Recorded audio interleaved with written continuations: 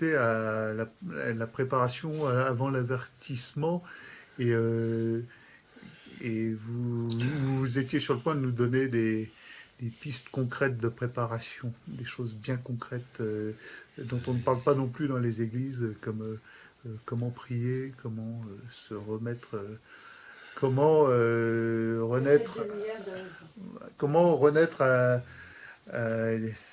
dans l'Immaculée Conception. Voilà. Si je résume, j'ai peut-être pas dit ça comme il fallait, mais je dis ça comme je le sens moi, quoi. Non, c'est sûr, c'est sûr, c'est sûr. C'est sûr, c'est sûr. Il faut que. C'est sûr, il y a. Nous sommes arrivés à une certaine plénitude des temps depuis 2000 ans. Ça fait 2000 ans que la plénitude des temps a commencé hein, avec Jésus. Et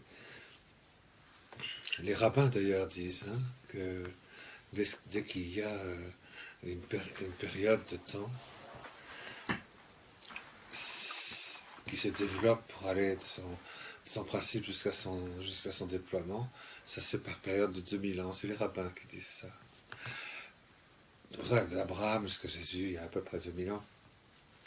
Et de Jésus à nous, il y a à peu près 2000 ans. Et quand l'ange Gabriel dit au prophète Daniel, vous savez, je vais vous dire, vous allez bien compter, regardez bien quand le pontife suprême du monde dira reconstruisez les murs de Jérusalem, comptez bien, à partir de cette année-là, comptez bien 62 semaines d'année et vous aurez la naissance du Messie. Et bien effectivement, il y a eu l'édit du pontife suprême qui était Cyrus. Et on sait exactement l'année, puisque... Et 62 semaines d'année après, c'est-à-dire 440, je sais plus, 62 fois 7. Donc, eh bien, c'est moins 5 avant Jésus-Christ, la naissance du Christ. Donc, l'ange Gabriel avait donné la date exacte de la naissance de Jésus. Dans les scribes, les pharisiens, les scribes surtout, savaient très bien ça. Hein. Hérode, d'ailleurs, a posé la question. On savait que c'était l'heure pour la naissance du Messie, environ une trentaine d'années d'après, puisqu'il serait roi d'Israël, donc il fallait compter une trentaine d'années avant qu'il se manifeste comme roi. Voilà, et c'est pour ça d'ailleurs que Hérode, qui n'était même pas juif, c'était un Iduméen, roi d'Israël, mais même pas juif, avait fait reconstruire le temple de Jérusalem, parce qu'il savait que c'était l'heure de la naissance du Christ, du Messie. On le voit d'ailleurs dans l'évangile quoi, ça fait qu'on a mis 47 ans pour construire ce temple, et tu dis que tu peux le détruire et le reconstruire en 3 jours. Tout ça, il connaissait parfaitement. Quand on lit l'Écriture, on sait très bien voilà, qu'il y a des choses qui sont révélées en lecture littérale, concernant donc le temps. Hein, puisque la thématique sur laquelle on médite en ce moment, à propos du Mécho, à propos des temps que nous vivons, c'est justement qu'est-ce qu'il y a à l'intérieur de ce temps spirituel. Il y a quelque chose qui illumine chaque instant présent, lumineusement. Il faut qu'on apprenne, et c'est ça le propre de l'homme, la différence avec l'animal, c'est qu'il peut rentrer dans la lumière qui illumine et fait vivre chaque instant présent. En le reliant d'ailleurs spirituellement aux éléments, et aussi au miracle des 3 éléments, d'accord? C'est ce qu'on appelle faire oraison, la prière.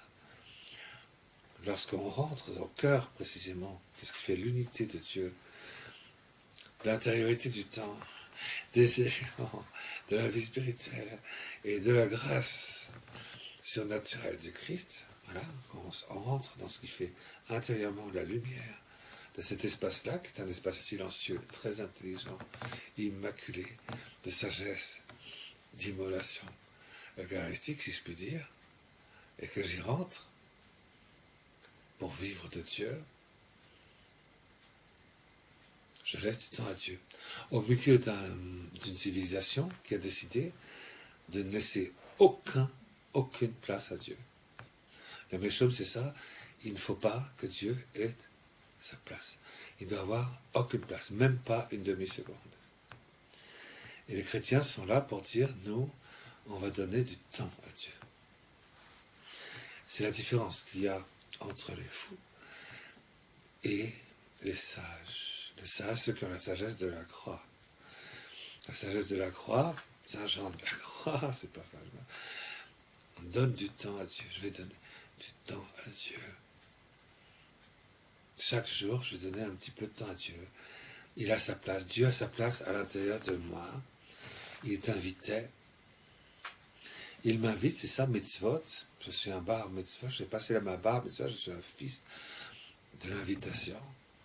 J'ai plus de 12 ans. Je suis rentré dans le temple de Jérusalem. J'ai 12 ans. Je suis rentré dans le corps où le Père est présent. Ça lui est consacré. Et je suis capable d'entendre ce silence intérieur de la présence de Dieu. Il a toute sa place en moi. Et j'ai donné, je vais donner du temps. Dieu est chez lui, chez moi. Et je suis en lui, chez moi. Et sa présence silencieuse, c'est l'attente de la manifestation silencieuse, amoureuse et éternelle, de son amour incréé, de sa spontanéité, de ses noces d'avant la création du monde, dans l'instant intérieur et lumineux du temps présent dans lequel je suis. Enfin bref, ça s'appelle la prière. Il faut prier. On est en plein méchaume, voilà, il y a la fécondation, il va y avoir l'apparition du Chénor, et ça j'aimerais beaucoup expliquer ça. Il va y avoir l'apparition du Chénor.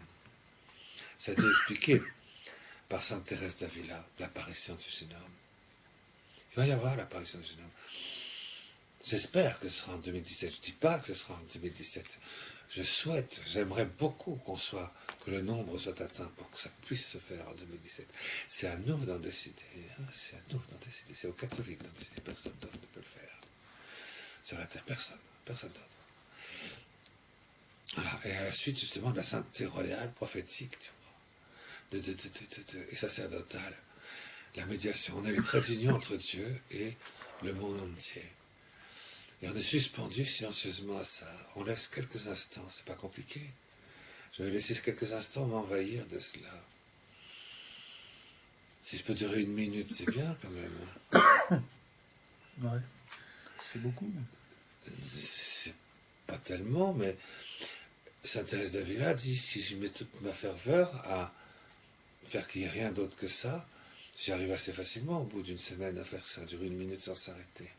Saint Thomas d'Aquin, il dit si ça dure plus que 10 minutes sans s'arrêter.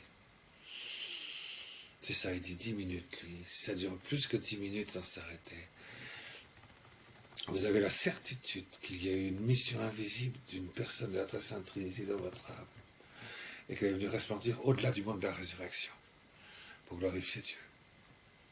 Si ça dure plus que 10 minutes, Sainte Thérèse d'Avila enchaîne en disant si ça dure 20 minutes, et que vous êtes suspendu. Il n'y a que ça, ce silence merveilleux, de l'odeur du Saint-Esprit qui transforme tout. C'est que vous êtes arrivé à la 5e demeure, c'est-à-dire à l'état spirituel chrétien normal. Vous dites ça à un relativement vieux catholique de naissance, quoi, qui... Moi, je vous dis ce que dit Saint Église. Il doit être à peine à la demi-première, quoi, en fait. Non, parce que cet état, il peut durer 1 seconde. Il peut être fulgurant. Mais vous avez fait un effort sur 20 minutes pour y arriver. Et il s'est englouti de toute façon. Que ça dure 1 seconde, que ça dure 20 minutes sans s'arrêter, ça n'a pas d'importance. Comme disait mon vieux père spirituel, le père Emmanuel, il dit, pour faire oraison, c'est très simple, tu donnes 1 demi-heure, tu donnes 20 minutes.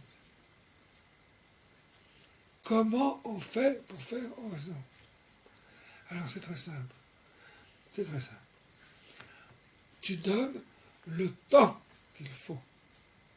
Et tu dis, voilà, 95%, il n'y a pas de méthode.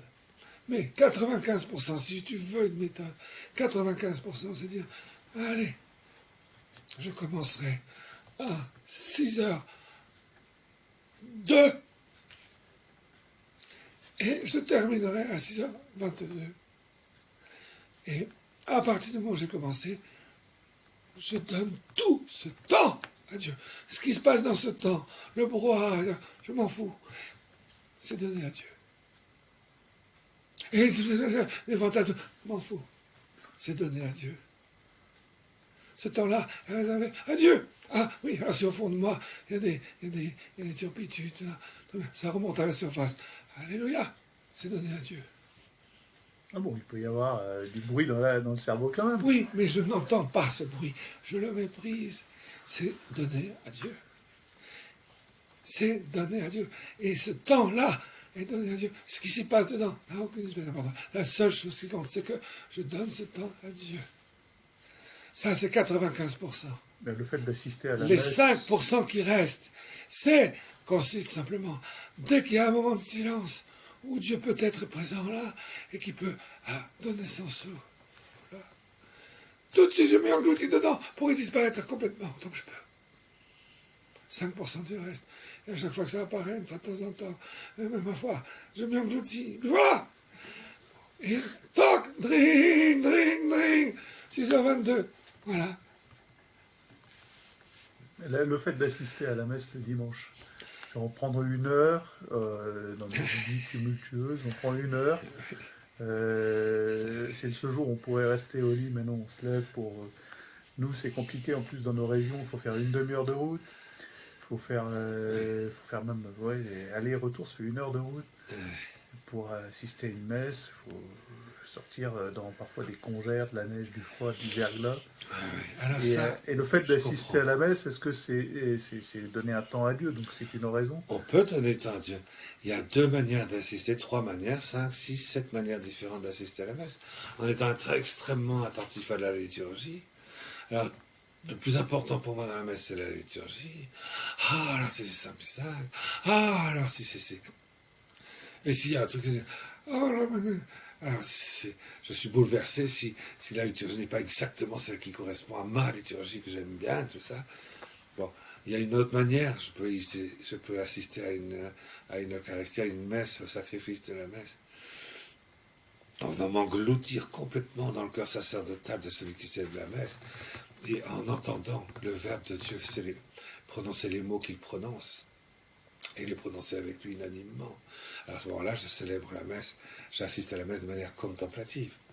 Je peux assister à la messe en étant en oraison, c'est encore autre chose.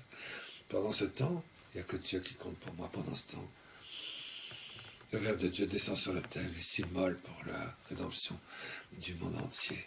Et je laisse ce silence extraordinaire de l'immolation envahir tout mon monde intérieur pendant ce temps-là, c'est tout.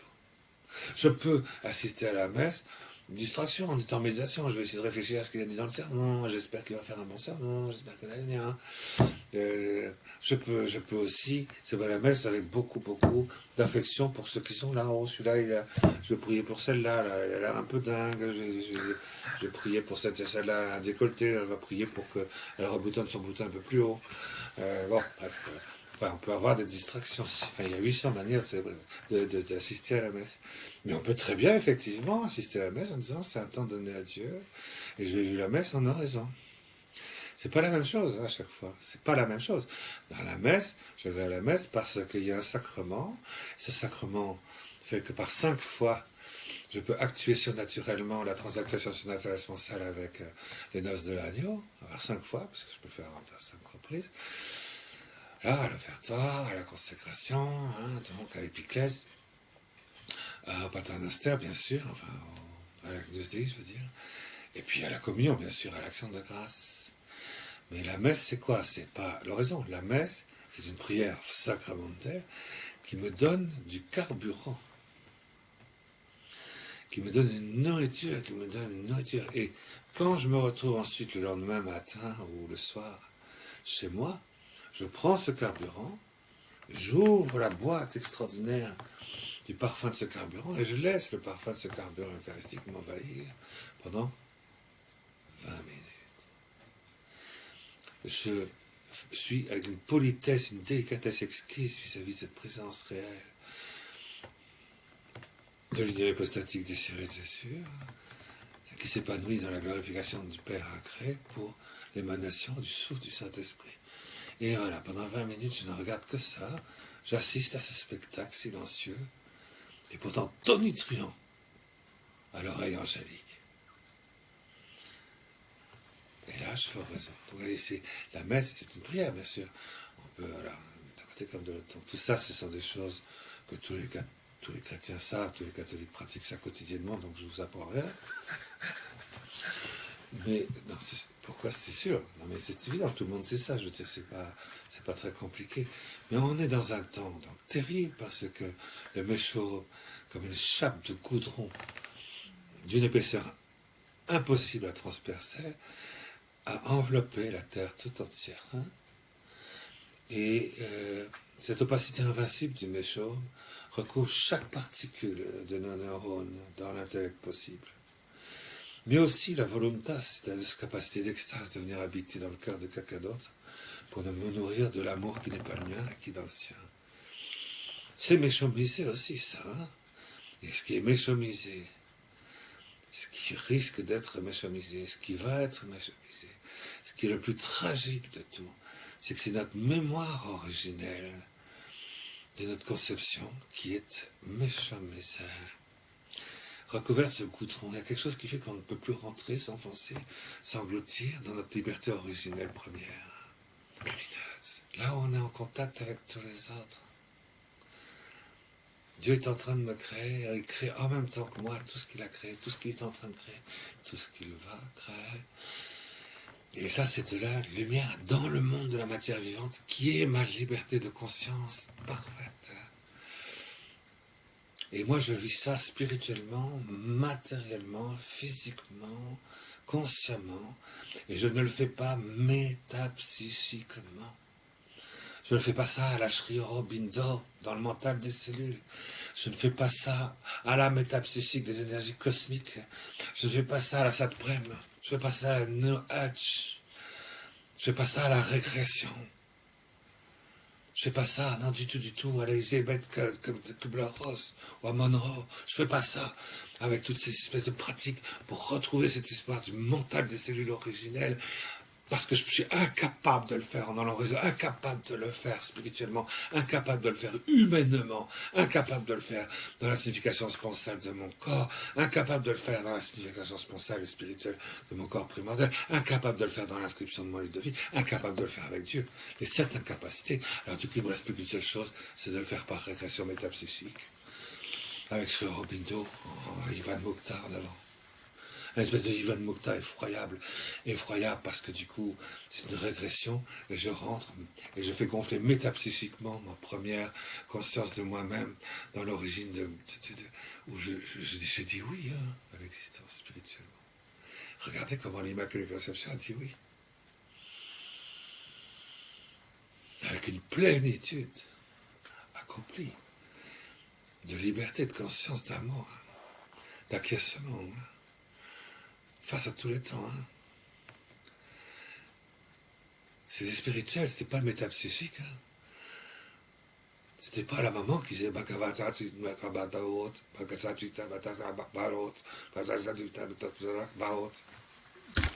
qu'il veut dire. Oh ouais, c'est son mantra. Ah, du coup, elle rentre dans le mental des cellules. C'est à pleurer de tristesse de voir ça. Alors évidemment, si le métapsychique de régression rentre dans ma conscience originelle, qui dans ces 7 aspects sont complètement méchomisés, goudronnés, alors du coup ça prend une ampleur, et waouh, ça fait péter, si je puis dire, notre corps originel. Ça ouvre un chakra métaphysique dans notre corps originel. Un chakra, vous voyez ce que c'est quand le chakra s'ouvre comme ça? Eh bien, ouvrir, déchirer le chakra du corps originel pour qu'il ne soit plus dans l'unité, mais dans la dislocation métapsychique et cosmique, hein, dans la dispersion cosmique, là où se trouvent toutes les puissances intermédiaires qui circulent sur le toboggan des fréquences métapsychiques. Hein, et pour que je sois entièrement dans mon corps originel donné aux puissances intermédiaires déchues. C'est ça. C'est ça. C'est ça qui guette ceux qui ne se sont pas préparés. Et comment pourront-ils faire pour ne pas se laisser surprendre? Ils se laisseront tous surprendre si le roi n'est pas là. Je veux dire, si l'Église catholique n'est pas là, si ceux qui font raison ne se sont pas mis devant, pour qu'ils échappent à cette séduction suprême, ultime de Lucifer, de maman Belzébuth et du prince Méchamic, de l'ouverture des temps. Hein. Et ça, c'est très important de comprendre ça. C'est très important, très très important, très important. Le monde psychologique, psychique de l'âme, ne trouve aucune lumière dans la régression métapsychique, dans les spiritualités orientales. Les spiritualités orientales sont toutes des régressions métapsychiques. Elles fonctionnent toutes sur les fréquences, sur les énergies. Il n'y a rien de tachyonique spirituellement parlant dans les spiritualités orientales. Bon, là je suis en train de dériver, mais c'est pour dire, même si personne ne comprend rien à ce que je viens de dire, l'enjeu est terrible. Ça, c'est un enjeu métapsychique. Mais l'enjeu le plus terrible de tous, c'est l'enjeu spirituel et métaphysique. Le but de Lucifer, c'est de déchirer le rideau du temple, du Saint des Saints, de notre corps originel, et dans une unité physique, biologique, lumineuse, vivante, libre, sainte, innocente, si je puis dire, c'est vrai, innocente, triomphante, royale, dès le départ. Dieu ne s'est pas moqué de nous, hein, quand il nous a créés. Et il était du milieu de nous, et il l'est encore. Et c'est ça la signification du corps originel, dont nous avons encore la mémoire, c'est-à-dire la présence. Parce que la mémoire, on se dit, ah ouais, je me souviens. Non, on se souvient de rien du tout. On n'a pas de cerveau à cette époque-là, donc on se souvient de rien du tout. Si on a la mémoire, parce que c'est en hébreu, on dit le tzikaron, en hébreu, c'est-à-dire, on en a la présence. C'est encore présent, lumineusement, et de manière palpitante à l'intérieur de nous. Et comme dit saint Augustin, on peut très bien le retrouver quand on veut. Si on veut être spirituel et humain. Et une fois qu'on a retrouvé ce nid-là, on y fait descendre la liqueur délicieuse de la grâce sanctifiante. Dans ces 15 minutes, 10 minutes, 20 minutes d'oraison, ce temps qu'on donne à Dieu, parce que là, on est dans ces 30 ans-là, pardon, que je raconte, 3 fois 7, 21, dans ces 21 années. On est dans ces 21 années. Je vous ai déjà dit tout à l'heure que ça se compte par 3 ans et demi. Hein. Et évidemment, que tout a commencé en 98, je suppose que vous avez bien compris ça. Voilà. Et bon, très bien. Maintenant, je ne suis pas du tout prophète, hein, je ne suis pas du tout prophète. Mais j'aime la Bible, je la lis. Donc je vous restitue ce qui... Vous n'avez pas entendu dans la Bible, donc je vous restitue ce que j'ai lu. Je vous le dis, voilà ce que j'ai lu dans la Bible. Vous pouvez le lire si vous voulez, mais vous n'avez pas le temps. Parce qu'il y a la planche à voile, il y a la télé, il y a Internet, il y a les forums, il y a le chat. Que je cherche mon fiancé ou une nana, etc. par Internet. Enfin, il y a... Incipiens. Quelle vie insipide, ça! Ah! C'est le livre des Proverbes, je crois, qui dit Incipiens dixit in corde suum non est Deus. Celui qui dit dans ma vie, je ne laisse pas de place à Dieu, celui-là est insipide. C'est comme une espèce de flasque de vomi, de trucs, de barres, de crapauds, de pipi, de chat, de verdoyante liquide, là, si tu mélanges tout ça avec du sperme et de la glaire, ça donne ça. Comme disait mon professeur de mathématiques, voilà à quoi vous ressemblez, quand vous faites l'image. C'est ça l'état dans lequel on est spirituellement. C'est terrible de ne pas voir dans quel état nous sommes. Nous sommes dans un état effroyable. Et il y a du coup possibilité, à travers cette manque de détermination humaine et spirituelle, de venir briser et déchirer, briser carrément, et ouvrir le chakra originel du corps. Pas différents chakras, le chakra principal, le chakra primordial, Et c'est à ça que sert le Shikoshi Meshomen. Quand je rentre dans le sanctuaire du Saint des Saints où Dieu apparaît, je rentre dans un endroit où je suis en relation de lumière dans l'instant présent de chaque création. Et je peux atteindre tous les êtres créés. Pas seulement un, c'est pas parce que je suis un clone. Oh, le pauvre clone, hein. Qu'est-ce qui va s'ouvrir? Mais imbécile, si tu fais un clone, c'est la dévastation. Tu es atteint en direct. Il n'y a pas. C'est vase communicant. Donc on va tous infecter dans la mémoire originelle de notre... Et donc notre liberté primordiale va être recroquevillée. Et si notre liberté primordiale est recroquevillée dans tous les êtres humains, à ce moment-là, c'est possible pour l'Antéchrist de prendre possession de la conscience primordiale de chacun. Et l'Antéchrist ne peut pas prendre autorité et pouvoir sur toutes les consciences sans exception, collectivement et individuellement, s'il ne passe pas par là. C'est pourquoi il est nécessaire pour eux qu'il y ait Shikoshi Meshomen. Pour qu'on aboutisse à cette ouverture du chakra du corps originel primordial. Eh bien, quand on dit qu'il faut se préparer, c'est pas seulement pour échapper à cette espèce de méta-tentation, comme disait Pape Jean-Paul II au Bourget, aux évêques de France. Il a dit, attention, vous êtes les ministres des successeurs des apôtres qui devaient assister à l'expression ultime de la métatentation. Je ne sais pas s'il y a beaucoup d'évêques qui ont compris ce qu'il voulait dire. Je n'ai pas l'impression qu'ils aient bien compris les trucs. Enfin, si, j'exagère. Je ne vais quand même pas me mettre au-dessus de ces excellences qui sont admirables. Et qui depuis nous ont éclairés admirablement sur cette question. Ils n'ont pas vu passer Shikoshi Meshomen, pourtant c'était gros comme une maison. Personne ne l'a vu passer. Écoutez, moi je suis tout seul, hein, je suis dans la forêt depuis 40 ans, je suis tout seul, d'accord? Et je l'ai vu passer, j'ai pas de télé. Il faut vraiment être le dernier des sons et avoir poussé toute sa vie dans la souillonnade pour ne pas l'avoir vu. Bon, donc je reviens en demandant bien pardon pour moi-même surtout. Bon. Il faut s'y préparer donc. Ça c'est important.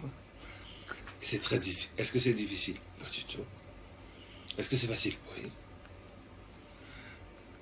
Ah! Et est-ce que vous pouvez nous expliquer comment on fait? Oui. Ah! Et est-ce que vous croyez qu'on va y arriver d'ici... Oui. Il faut que je fasse mes questions et des réponses. Vous comprenez? J'ai l'impression, quoi, parce que maintenant on est arrivé à un état où on ne peut même plus poser de questions, quoi. Si on ne se pose plus de questions. C'est normal. Un cryogénie congelé, il ne pose plus de questions. Merci pour nous non, mais c'est ça. qui ne les avons pas posées. Pour faire du clonage, je dois passer par la congélation, il ne faut pas l'oublier. L'avortement, dont je tue la vie embryonnaire, donc l'innocence divine de conscience mystique de l'embryon, je dois ensuite prendre de cela, le congeler, le décongeler. Il y a toute une méthode, enfin bref, ça se passe par plusieurs étapes. Il ne faut pas oublier aussi l'électrification qui permet d'électrifier, une espèce d'électrocution de l'ensemble génomique qu'on vient d'introduire. Électrocution.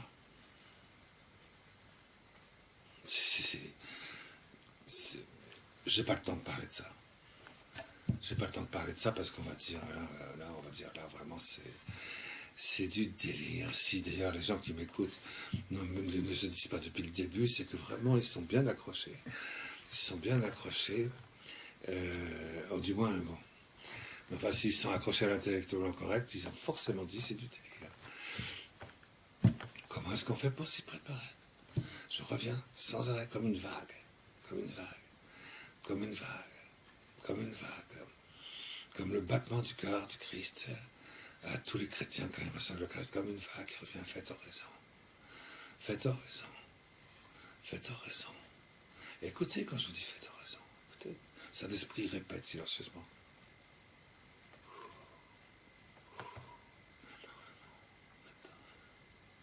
Et Conception, elle le dit silencieusement, 9 mois avant sa naissance. Elle le dit dans notre corps originel actuel. Faites comme moi. Elle le dit. J'entends ça. Je vais entendre le cœur eucharistique de Jésus, tel qu'il parle avant la fin, dans l'accomplissement des temps, pour rejoindre le baiser du véritable amour dans les noces de l'agneau. Écoutez ça.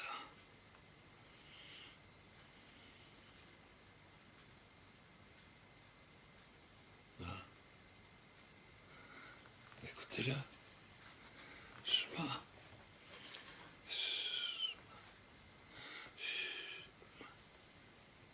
Les premières lettres qu'un enfant juif doit apprendre tout de suite après sa naissance, c'est le verso.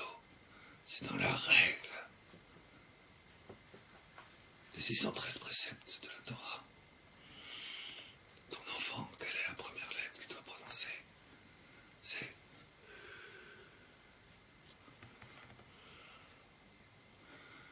l'ange a mis son doigt ici, c'est pour ça que tu as la petite commission des lèvres là. Et ferme les lèvres ensuite. Écoute, ça veut dire écoute. Alors on voit le nourrisson. Il a les yeux de son papa, celui il regarde ses lèvres, il voit. Et les premiers mots qu'il prononce, c'est écoute Israël, Shema Israël, Adonai Elano, Adonai Erad, Shema Israël, Yeshua Meshireinu, Yeshua Meler, Shema Israël, Yeshua Meshireinu, Yeshua Meler. Écoute. Le cri silencieux de la paternité, de l'amour de Dieu qui se répand à travers toi, dans tous ceux qui est en train de créer, tous les hommes qu'il a créés, qui est en train de créer, qu'il doit créer. Dans ce souffle, écoute ce souffle, les atteint, écoute-le pendant 20 minutes, entraîne-toi. Ça va durer que 20 minutes, le truc. Entraîne-toi.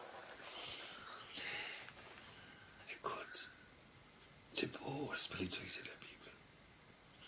C'est grand. C'est inouï. Me voici. Ah, aussi, ça dit aussi, tu fais. Ah, ça veut dire me voici. C'est la même chose, mais.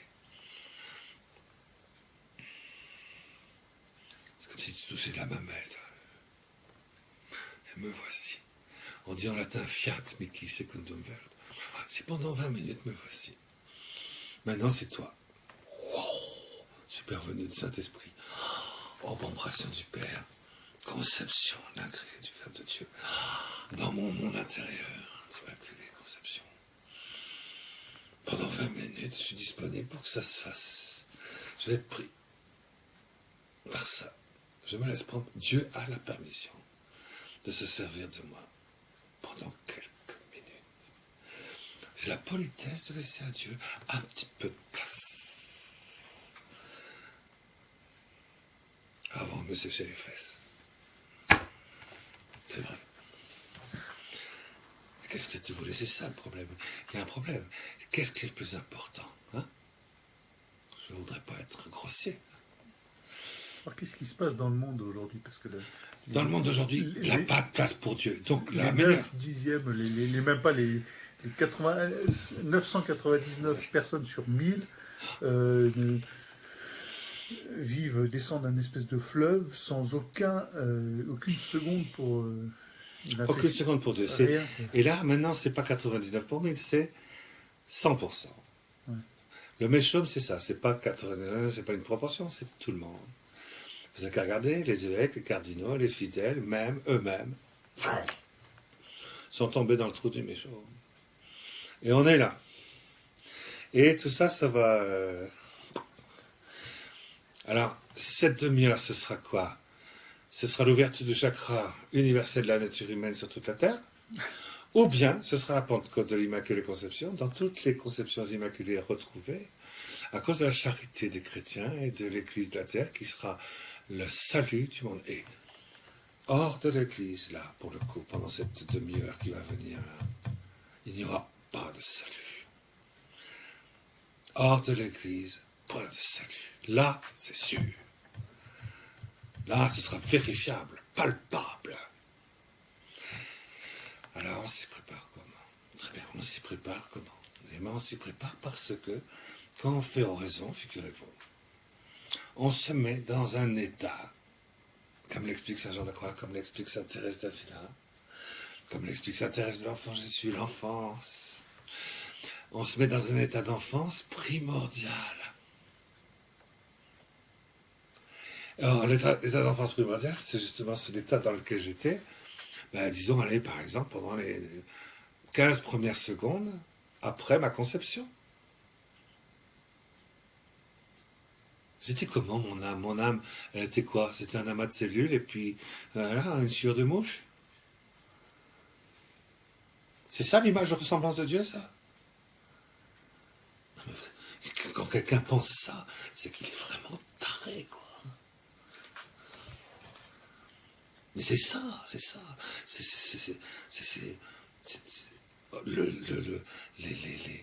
L'athéisme militant a réussi à faire croire à chaque être humain que c'était une sciure de mouche. Même bien pire. Alors que c'est le moment le plus fort. C'est le moment intérieur de conscience la plus lucide. C'est le moment, ces secondes qui en suivent. C'est le moment de capacité d'habiter tous les amours qui ne sont pas à nous. Les plus puissantes, les plus libres aussi, qu'on n'ait jamais eu, et comme l'explique d'ailleurs la Bible, et surtout les rabbins, et surtout les Nashis d'Israël, et surtout les grands prophètes aussi, des Juifs, hein, jusqu'à la naissance, c'est une vie mystique, libre, consciente, lucide, d'apprentissage, d'enseignement, d'absorption, d'assimilation, plus prodigieuse que toutes celles qu'on va accumuler pendant le reste de sa vie mortelle après la naissance. Et de faire croire aux gens que c'est une sciure de mouche qui n'est pas capable de prendre beaucoup plus que un bombardement de quarks. Avec en plus, en prenant plein la tronche à cause des ondes scalaires de Genève et du CERN. Non, mais vraiment n'importe quoi. Alors, il faut dire stop. Voilà, nous disons stop.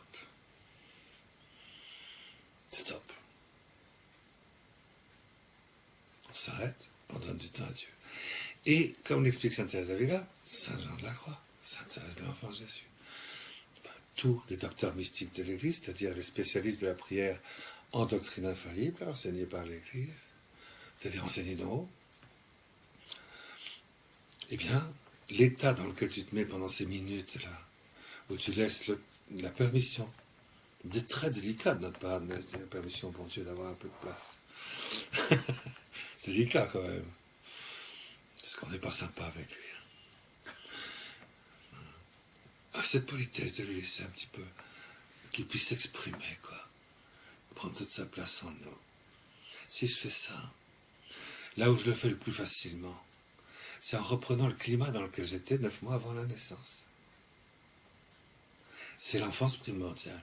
Je sors des mains de Dieu là, en ce moment. Je viens de sortir des mains de Dieu. Je suis du roi fraternel de l'univers. Je prends conscience de ce que je suis. Une petite goutte de sang. Où c'est concentré.